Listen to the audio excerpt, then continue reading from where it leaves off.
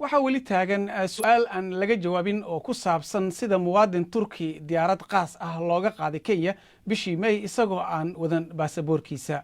Salaaxudiin Gulen oo uu adeer u yahay wadaadka laga ciriyay Turkiga ee Fethullah Gulen ayaa horaantii bishii May ee afduubeen laamaha amniga ee Turkiga. Qarankiisana waxa uu sheegay in 2 maalmood kadib uu ku tagay diyaarad qaas ah. Fethullah Gulen ayaa mar xulafo la ahaa madaxweyne Erdogan, laakiin labada nin ayaa isku dhacay sanadkii 2013 kadib fadeexad musuqmaasuq. Haddaba si aan wax badan uga ogaano waxa qadka magaalada Nairobi hadda toos ugu jira wariyaheena Axmed Xaaji Xasan. axmedow fidnimo wanaagsan, marka maxaan faahfaahin ah oo aan sheekadan kiiskan muwaadinkan aan ka ognahay?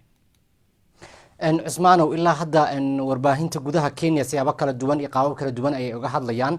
Waxa ugu dambeeyay waxaa jiray muuqaal ay xaaskiisa soo dhigtay baraha bulshada oo macallimadna ka ah iskuulada Kenya mid ka mid ah.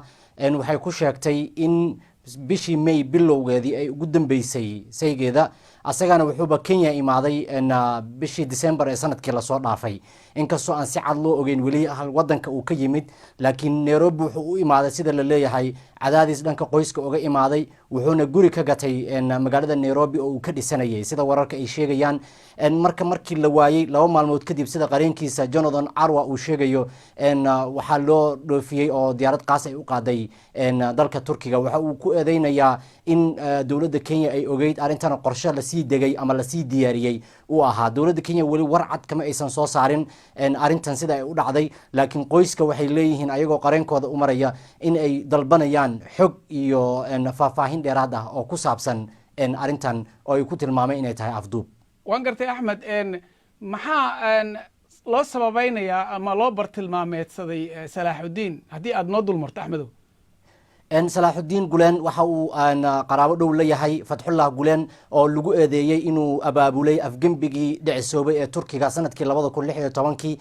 Waxaa lagu eedeeyay kooxdiisa ama ururka Fethullah Gulen inay yihiin argagixiso ka dambeeyay afgembigaas, inkastoo iska fogeeyeen. Ninka Fethullah Gulen markii laga musaafiray Turkiga, Mareykanka ayuu ku nool yahay in muddo ah.